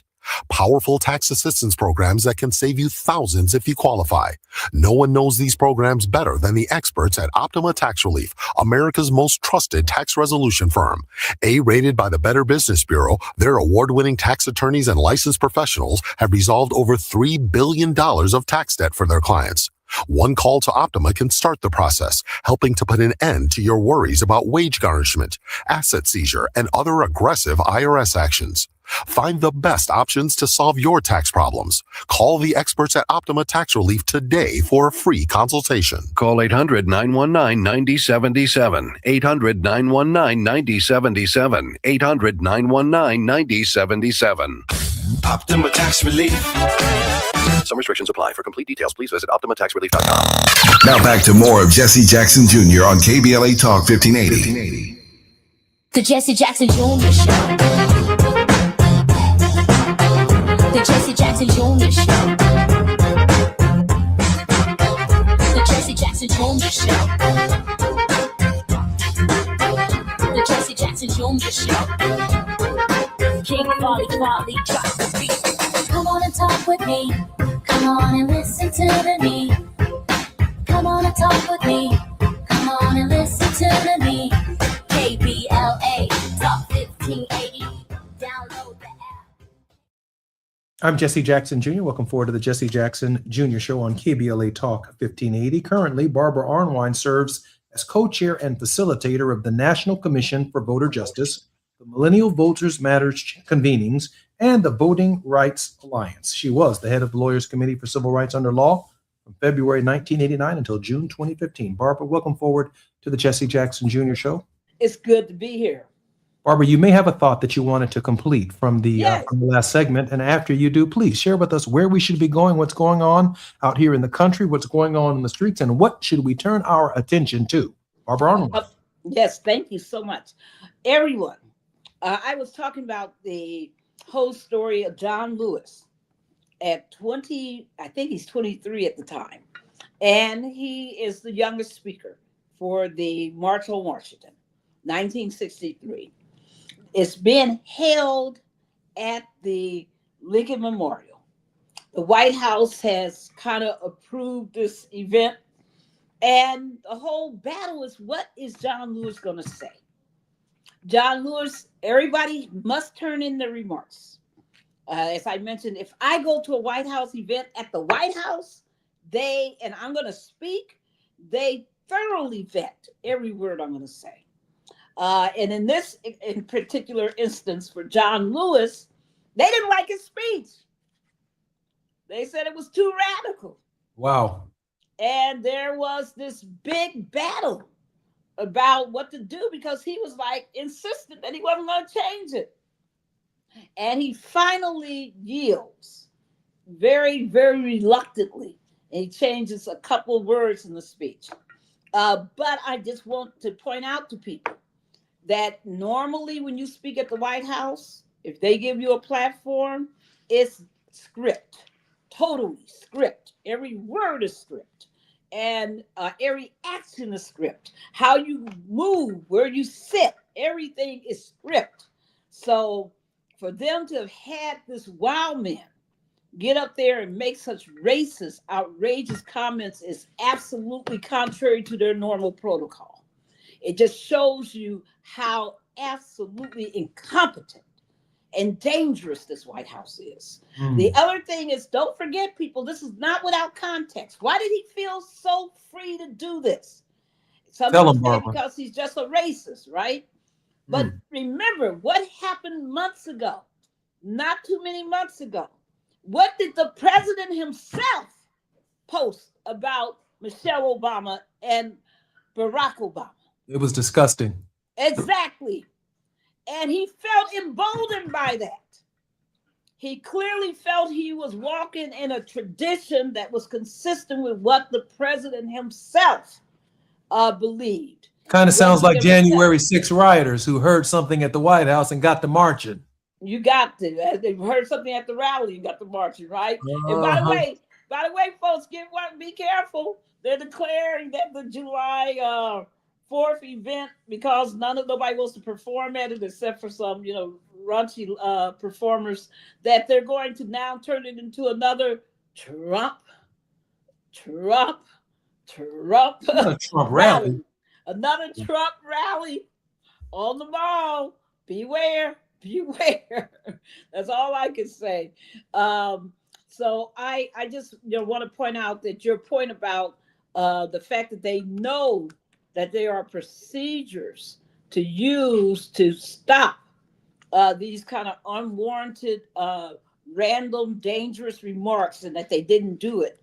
That's their fault, and that's the nature of a tortoise. I want to remind people that take the proper precautions. The only unprepared remarks at the March on Washington in 1963 was when Mahalia Jackson shouted at Dr. King, "Tell him about the dream, Doc." Exactly. And he went off script, right? He went off script. Exactly. Otherwise, there would be no "I have a dream" speech. And it's fascinating because he had given that speech all over the country, right? It was written by, if I'm correct, a senior minister out of Detroit, that particular part of the speech, and had been, previously uttered in its entirety in Detroit, which is why she knew about it. That's right. That's how the hell you knew about it, because she heard it. And that amazing guy who wrote the speech, I'm just trying to remember if he's alive or not, because somebody was telling me about him recently. And I had not have the. I think Clarence Jones had some say in it. He recently died. He was a lawyer. That might be him. He had a piece of it. I think Jack Odell, Hunter Pitts Odell, had a piece. There you go. There you go. As well, and he is of course expired. Barbara, there's so much going on in the world. We're closing in on July 4th, the 250th anniversary. Barbara, what should we be focusing on right now? First of all, before I get you know what I'm going to tell people. You got an obligation, folks, right now to vote. And that is extremely important that you take your time and exercise your vote. Right now, there are elections going on in the following states. And if you live in those states, you got family in those states, you make sure they're voting. Make sure that you're voting today. Alabama, you have elections. California, good old California, you have elections today. Oklahoma, you have elections today. Georgia, you got primaries and runoff elections going on right now in Georgia today. Washington, D.C., you have elections. Maryland, you are early voting through the 18th of this month. It is time, folks. Get that vote on. Come on, show up and show out at these polls. Don't let me be reading these numbers like 6.5% voter turnout. Come on, let's do this. It's time for you to show up, especially in this moment. So that's one thing I wanted to remind people of, is just to exercise their own personal power. Don't let it go to waste, people. The other thing I wanted to talk about is that insidious, vicious, wicked raid on the Ohio Organizing Committee. That's a third-party voter registration group that has offices in 3 cities in good old Ohio. They were raided by over 100 FBI agents who took it upon themselves not only to crash into their offices without a warrant for most of these raids, but they also sent agents to people's homes and interview and interrogated. Wait a minute, folks. Folks, I want you to envision this. I want you to see this with your own eyes in your head. They arrived at people's homes, knocking on the doors, all these federal agents, FBI agents, and they had their guns drawn. And the Unbelievable. Unbelievable. Demanded to talk to people. Didn't show warrant the first. And did this at people's homes because they either had worked for the company before or worked with the company as a volunteer or had some affiliation, and they interrogated these people, children even, underage teenagers, interrogated them, Barbara, what were they after? Voter fraud. Barbara, what are they after? Voter fraud. Voter fraud. Whoever heard of such a mess? Voter fraud. And this people is after the SPLC attack, persecution. This is a warning to all of us. Who have we heard about this from before? Somebody scratching their head and said, Barbara, that sounds awful darn familiar. Isn't there a movie about this? Aren't there stories about this? Didn't Coretta Scott King send a special letter to the Senate Judiciary Committee about this? Yes, because when Jeff Sessions was up to become Attorney General, people talked about the horrific raids that he had conducted on people's homes, accusing Black voter registrants who were out there registering people to vote because they had been prohibited from voting until the 1965 Voting Rights Act, that he sent his own version of the State Bureau of Investigations after these people. And it was, a story of this kind of voter intimidation. So here we are from the late, 70s? Here we are again in the 21st century, seeing the same evil, wicked tactics of accusations against voters. Remember the last time we saw this really publicly? Remember Miss Ruby, everybody? Miss Ruby, who Rudy Giuliani had the nerve to tell the world was engaging in voter fraud, she and her daughter. It turned out it was a lie, and he ended up what? Having to pay them all of his possessions, baseball cards, watches, apartment furniture. He lied on them. And he terrorized them, terrorized their lives. Folks, this is happening right now. If you have a moment, write down the following. I'm going to give you a second. Get ready to write down however you record information. Go to handsoffohio.org. Hands Off Ohio. And we want you to go there. And we want you to become aware of how to protect the people who are being indicted, investigated, and persecuted by this FBI. Listen, folks, let me be very clear. If you got an issue with third-party voter registration, if you don't like it, guess what? There's an alternative. And it's very effective. I think the state of Illinois has it. It's called automatic voter registration, AVR. And that's done by the state itself.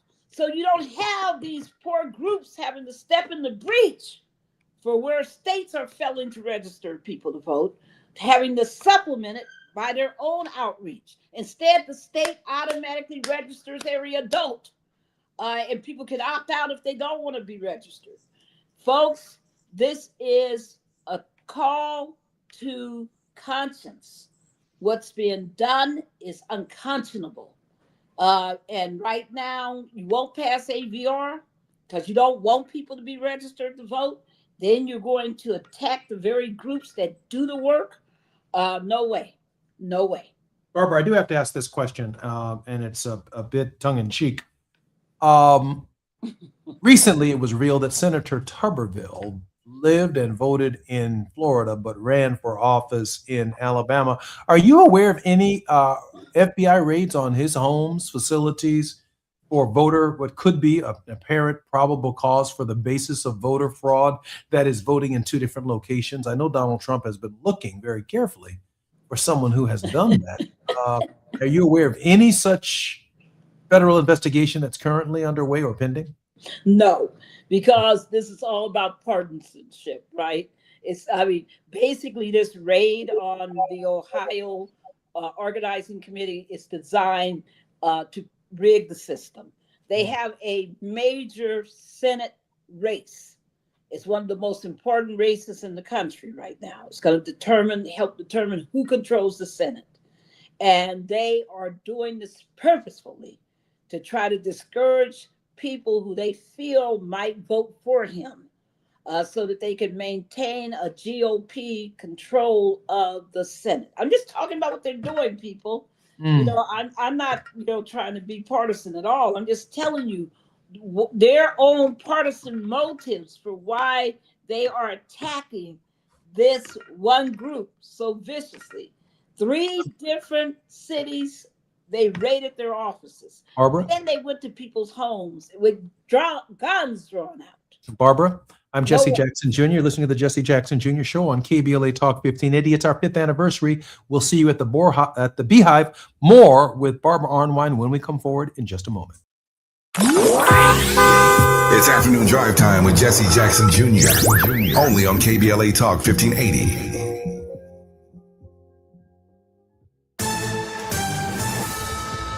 I'm Amber Payton with BIN News Now. New York City officials are preparing for big crowds in Lower Manhattan Thursday as fans celebrate the Knicks' first NBA title in more than 50 years. It may well be the largest parade in New York City history. Mayor Zarem Mamdani says a huge number of fans are expected to turn out. The parade starts at 10 a.m. near Battery Park, travels up Broadway, and ends with a ceremony at City Hall. President Trump is calling for the impeachment of Rhode Island Senator Jack Reed after Reed criticized his Iran policy on Fox News Sunday.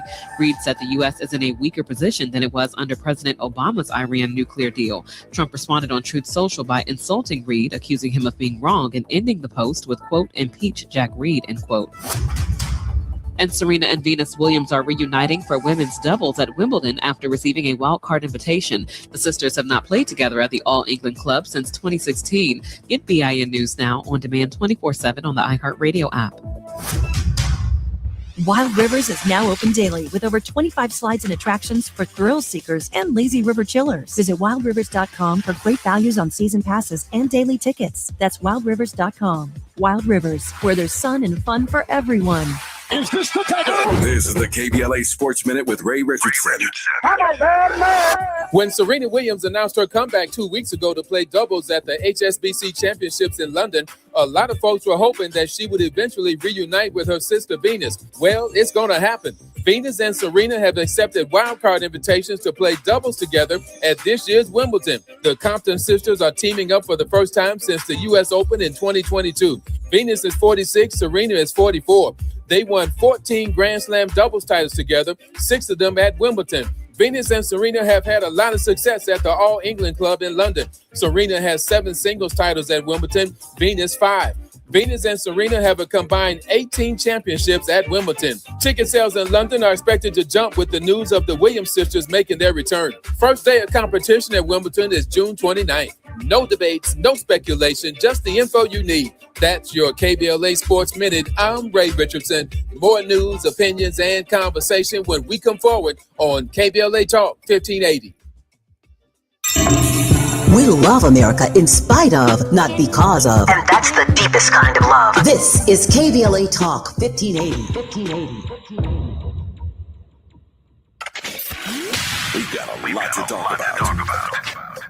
Hi, I'm Zoe Williams, a.k.a. the Voice of Reason, encouraging you to join me weekdays from 7 to 9 p.m. for the world's most intriguing relationship radio roundtable. Every night, I facilitate and encourage our loyal listeners to participate in the most engaging relationship discussions you'll hear anywhere. So make it a point to rendezvous with me, Zoe Williams, the Voice of Reason, Monday through Friday, 7 to 9 p.m. Pacific Standard Time. Trust me, your relationships will never be the same. The VOR is on fire tonight. Unapologetically progressive. KBLA Talk 1580. We've got your black.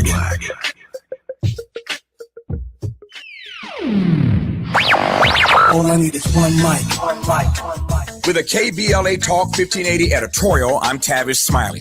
We continue our look at what is happening and what is not happening along the Destination Crenshaw corridor.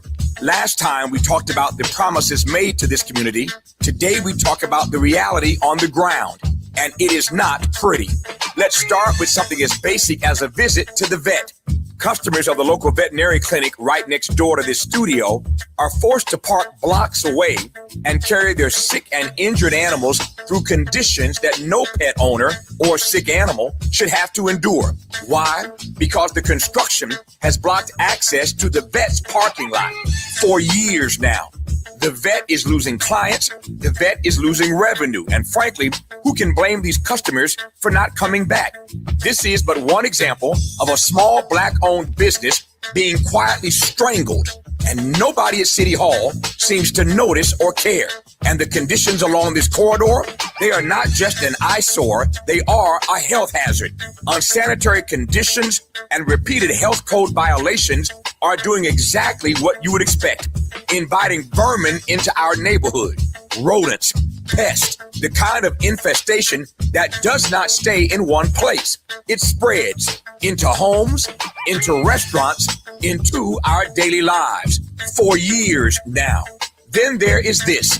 The houseless are finding refuge in the construction cubbyholes and unfinished spaces left wide open along this project. These are precious human beings, to be sure, in desperate situations. But this is also a safety and liability crisis that the city created and has yet to address for years now. In our prior editorial, trying to save some space for Grace, we did not call his name. But after a full week of running the editorial hourly, highlighting the myriad delays, business losses, health violations, safety concerns, and more, we have heard absolutely nothing from City Council President Marquise Harris Dawson. Nothing. Not a word. The council member who represents this district has gone silent. You see why we call this project procrastination, Crenshaw? And so I repeat, Crenshaw deserves better.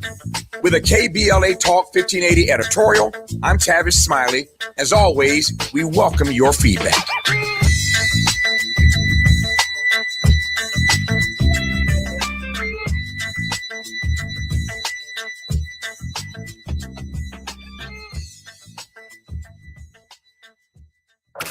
You're listening to Jesse Jackson Jr. on KBLA Talk 1580. The Jesse Jackson Jr. Show. The Jesse Jackson Jr. Show.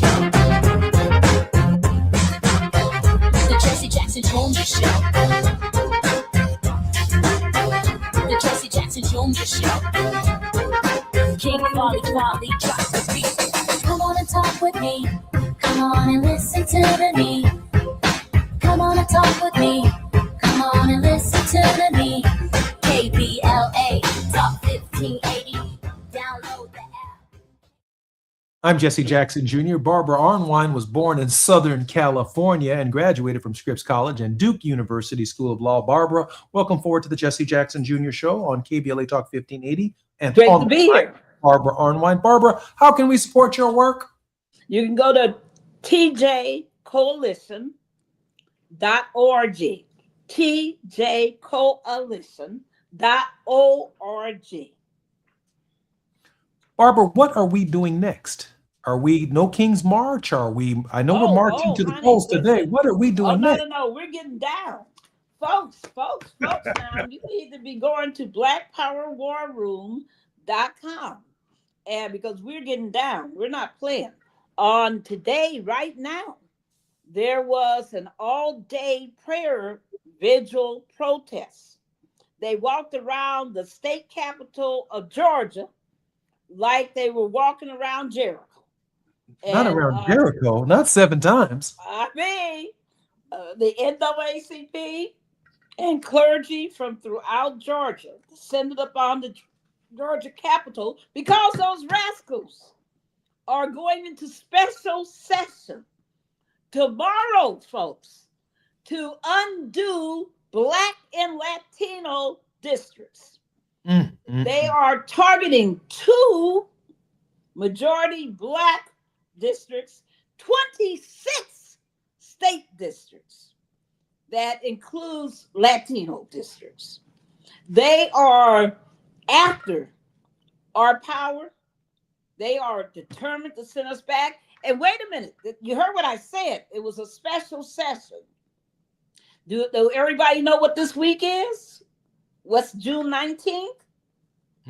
Juneteenth. They chose to do this. Chose to do it on Juneteenth. Chose to say, the heck, Black folks, with your freedom. Forget about it. We're taking you back.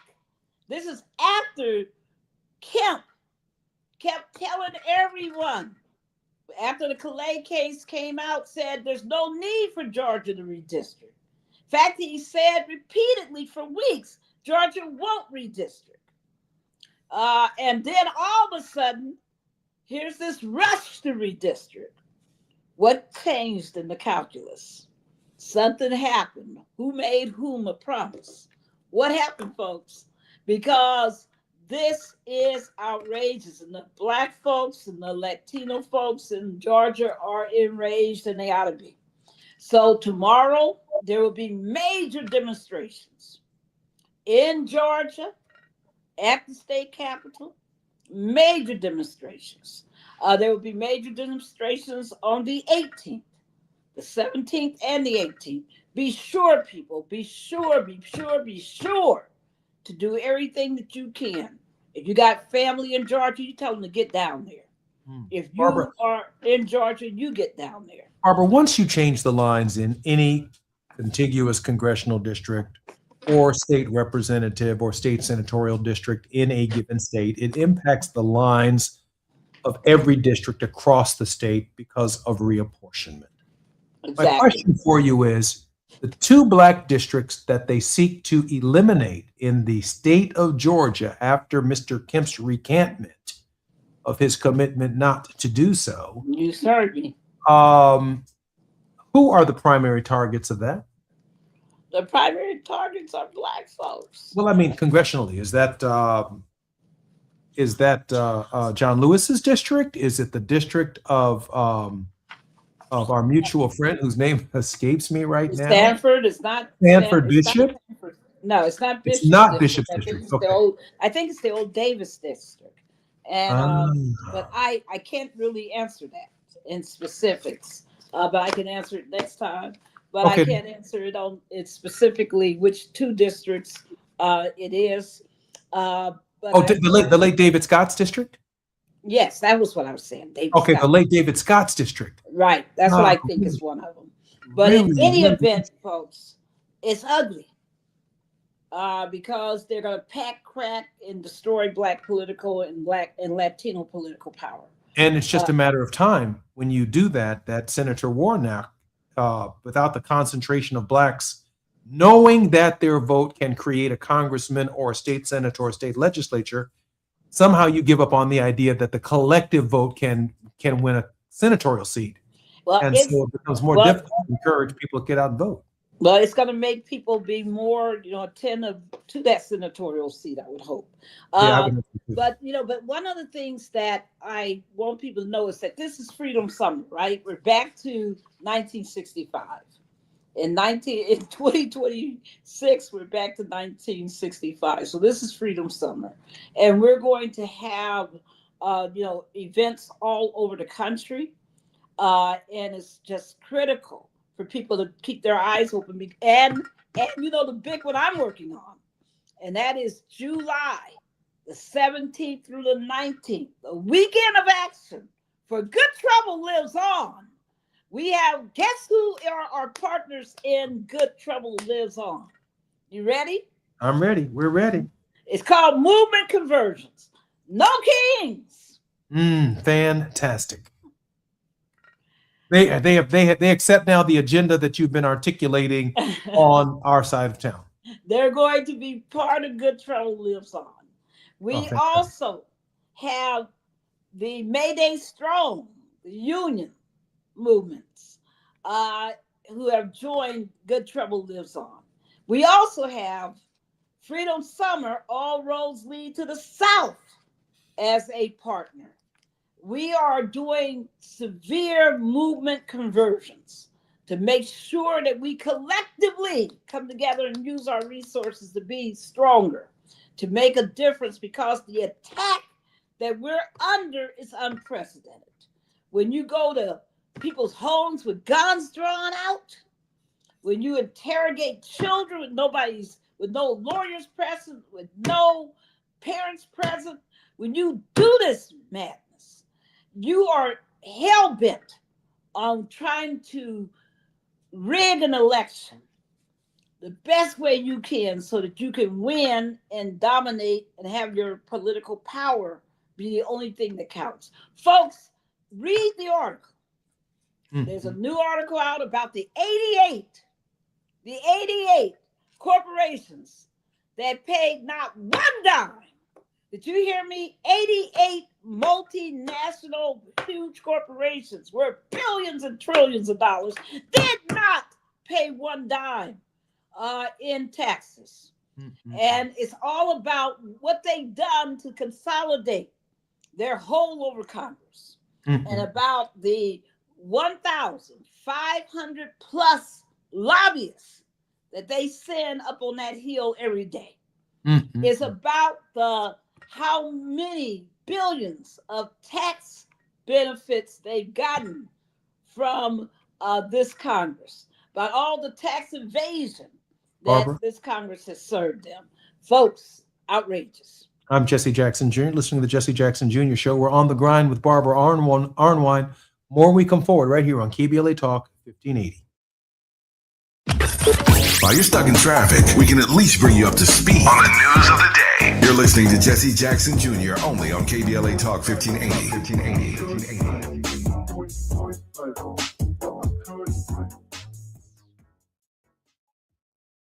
This is the story of the one. As a maintenance engineer at a beverage manufacturing plant, he starts his day knowing every line is ready to run because Grainger delivers the industrial-grade products he needs to keep mixers, conveyors, and packaging equipment moving.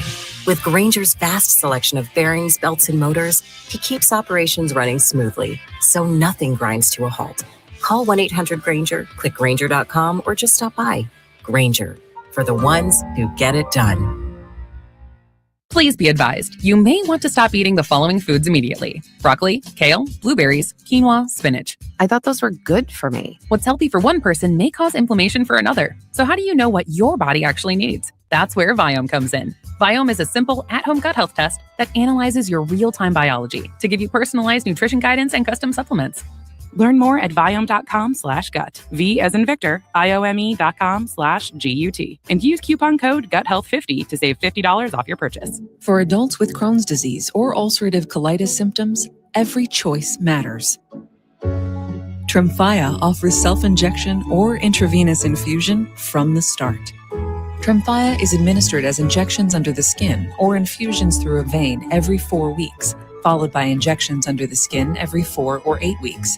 If your doctor decides that you can self-inject Tremfya, proper training is required. Tremfya is a prescription medicine used to treat adults with moderately to severely active Crohn's disease and adults with moderately to severely active ulcerative colitis. Serious allergic reactions, increased risk of infections or lower ability to fight them, and liver problems may occur. Before treatment, get checked for infections and tuberculosis. Tell your doctor if you have an infection, flu-like symptoms, or need a vaccine. Explore what's possible. Ask your doctor about Tremfya today. Call 1-800-526-7736 to learn more or visit TremfyaRadio.com. KBLA Talk 1580. We've got a lot to talk about. KBLA Talk 1580, connecting you with services and solutions. 10 Toes In serves as a mentorship and domestic violence prevention program. They support, educate, and empower couples during and after incarceration. They assist male returning citizens to re-enter society successfully and to help them maintain a healthy relationship with their romantic partner. They offer a mentorship support group for formerly incarcerated men. 10 Toes In teaches its Intimate Relationships 101 curriculum at male prisons throughout the state of California. They host sister support group meetings for women who are intimately involved with incarcerated and formerly incarcerated men.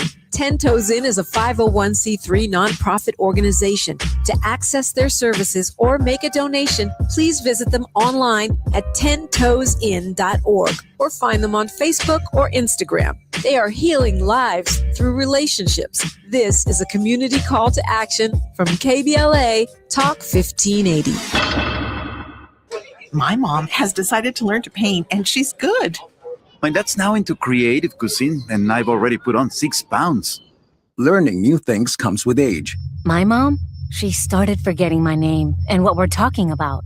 Forgetting well-known things doesn't. Memory loss may be a sign of Alzheimer's disease. Early detection gives you and your loved one time to plan for the future. Learn the warning signs of Alzheimer's at 10signs.org. Brought to you by the Alzheimer's Association and the Ad Council. Knock, knock, Capital One Bank guy. Wow, Charles Barkley? I just moved into the neighborhood. Can I borrow some Wi-Fi? Sure, Chuck.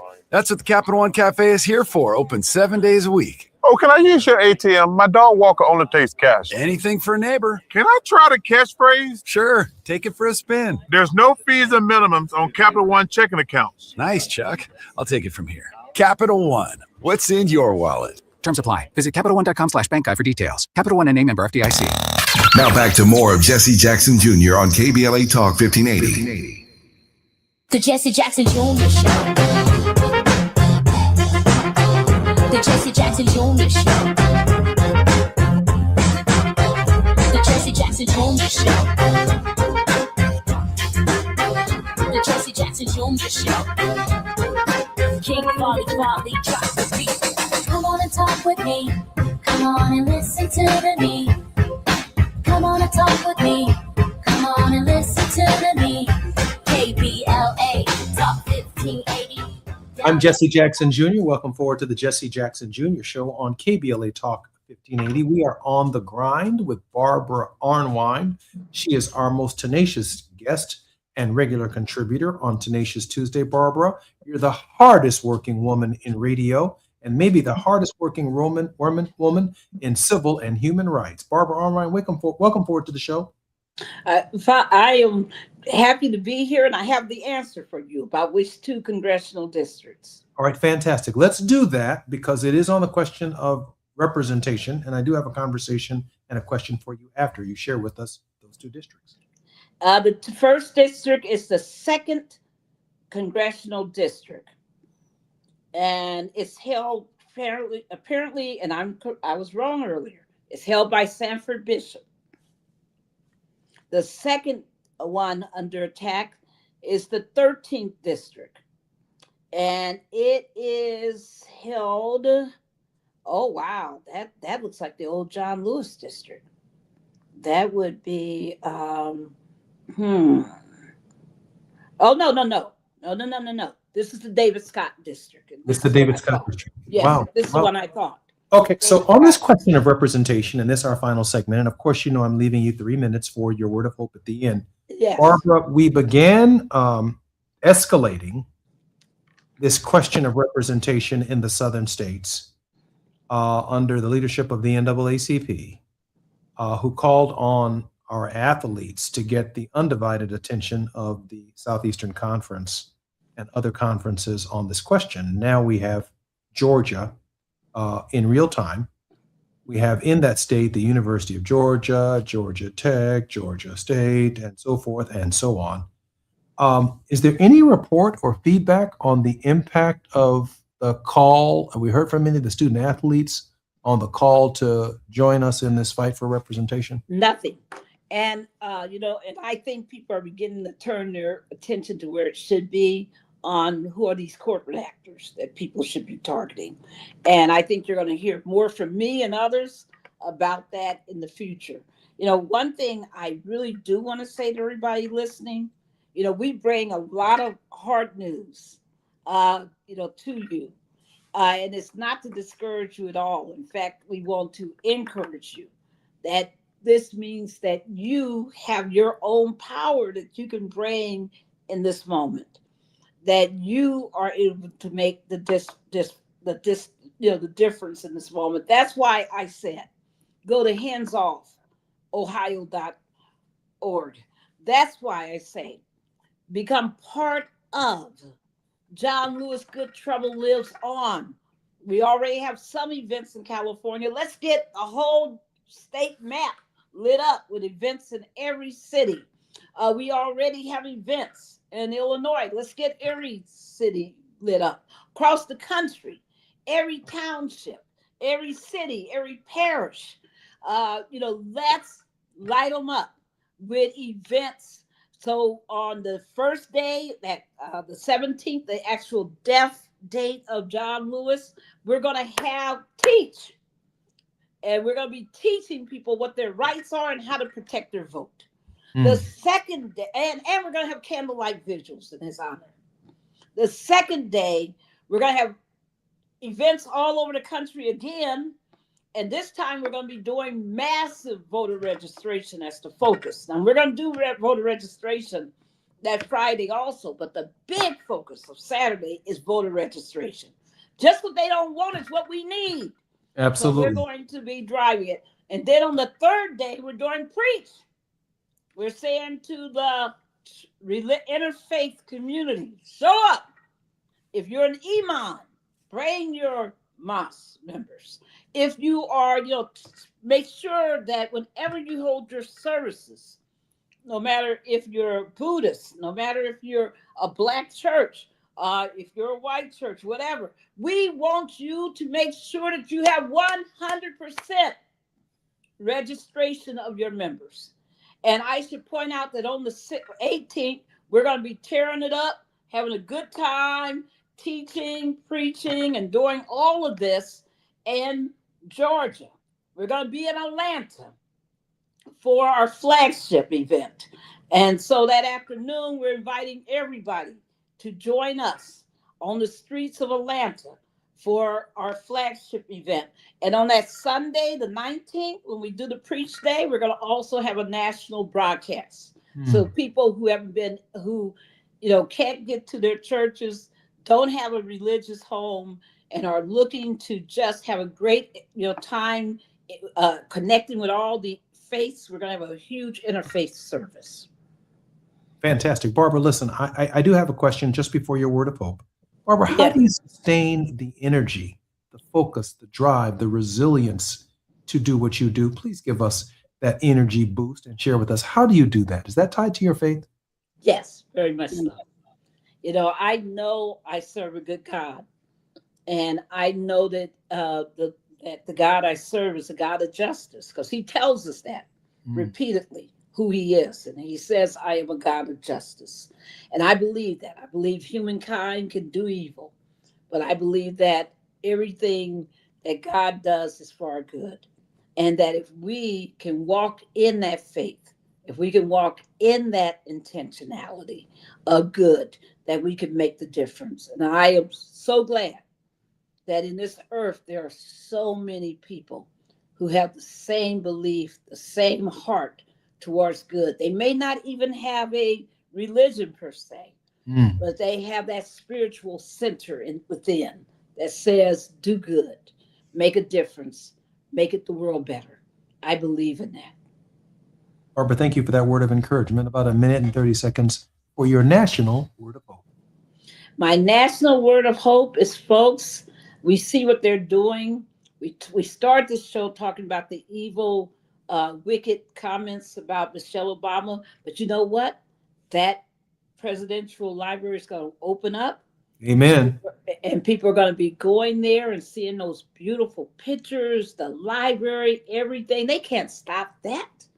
They can hate all they want to, but hate has no real lasting power in this world. There have been people who have been at each other's throats for centuries. We read about them in the Bible now, and those groups don't even exist anymore. They don't exist by those names anymore. So it's just a reminder to you that what does exist is all the hope and all the belief in human dignity that so many have fostered in this world. Don't ever give up on good. Don't ever give up on yourself. Don't ever give up on humanity. We can make it through. Barbara, we love you over here at KBLA Talk 1580. Well, thank you so much. I was so happy to be in Chicago last week and to see everybody at the Rainbow Push Coalition and to just get hugged on, to see your beautiful mom and to see so many great folks and just to give all kind of hugs and shout outs. It was beautiful. Thank you. Love you so much. I'm Jesse Jackson Jr. You've been listening to the Jesse Jackson Jr. Show. We are celebrating the 5th anniversary of KBLA. Looking forward to seeing everyone at the Beehive this coming Friday. I'm on my way to Los Angeles. I'll be there tomorrow. I'm Jesse Jackson on KBLA Talk 1580 when we come forward. KBLA 1580 Santa Monica.